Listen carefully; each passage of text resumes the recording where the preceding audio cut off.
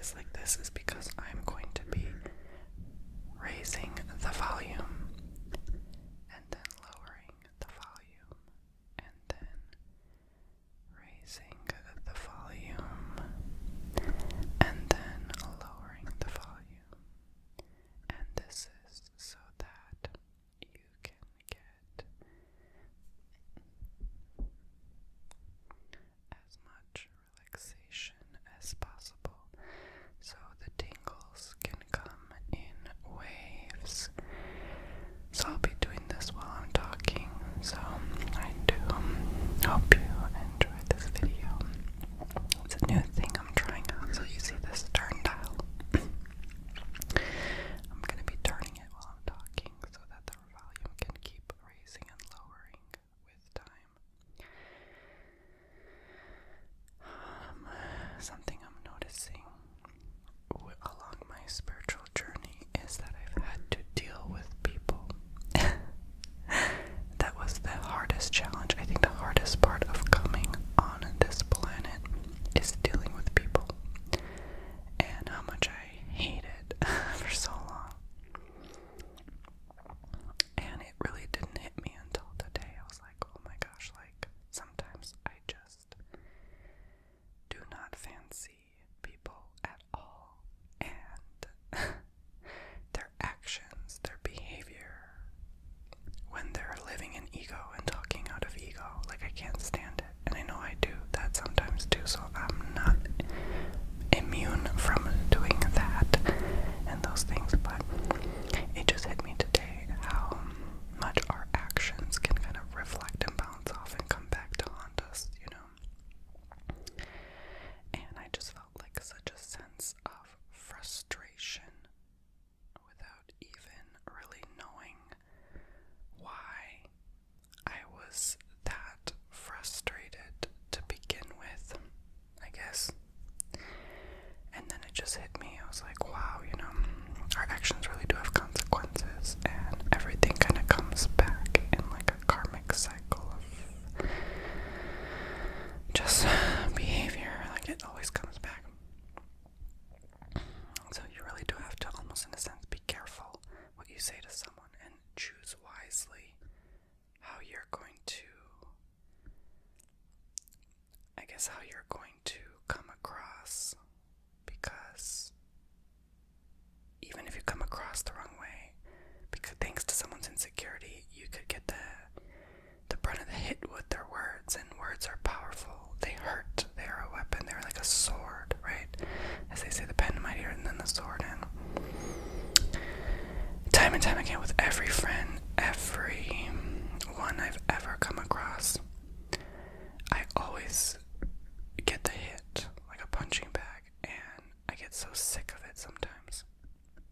Because I know it's not just me, it's people, right? You're gonna get it with your partner. You're gonna get it with your family member. You're not immune to it on this earth. If you are alive, you probably have to deal with people to survive. So, I'm very fortunate to never to have had to deal with someone at work, to put up with them, to survive. I'm very grateful that I was blessed with that opportunity to do that. But because of that, I still had to deal with a lot of people through work, like, you know, let's say trolls or just people who are starting drama or whatever happens. So I really was never immune to it, but at least I didn't have to deal with them face to face, or I didn't know them very well, so but it still affected me deeply. And so anyway, I guess I'm always wishful thinking and hoping that the next person that I meet in life wouldn't be like this, wouldn't judge me, wouldn't criticize me, but I seem to always get the hit of that, and it makes me wonder, maybe it's because that's what I fear the most. I fear judgment. I'm a very shy person, and I'm afraid of people criticizing me and,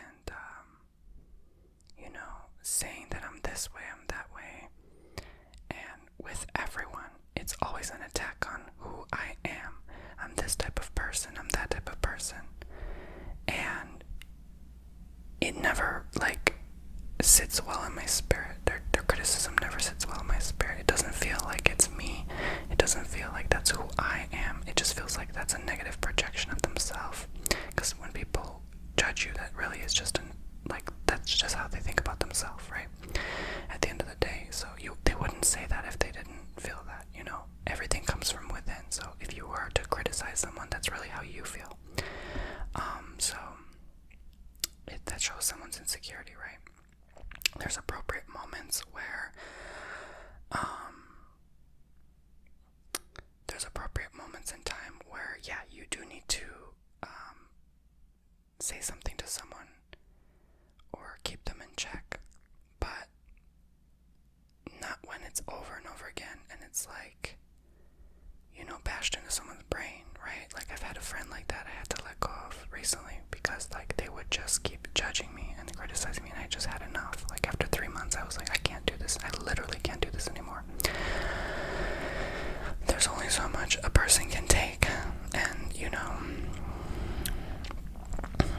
even our egos are very sensitive. You have to be precautious not to bruise someone's ego, because it's very easily bruised, especially with certain type of people. Others can handle it or take it more than others, you know. But I always say hurt people. So I think I definitely do attract a lot of hurt people who have been in pain, who are disabled, who are disabled, not like literally, but like it could be as well, you know. But like literally like disabled from life, and they can't do the things they used to, and so they're projecting their pain onto other people. And I think, I don't like to call myself a healer, but as a healer, whatever that means, I think we're all healers. But anyway, that's besides the point. Human beings are naturally healers, so whatever. Doing the healing work, right? Like, you're gonna draw people like that, so that's what sucks about it. It's like, I know I came here to do that, but it's like,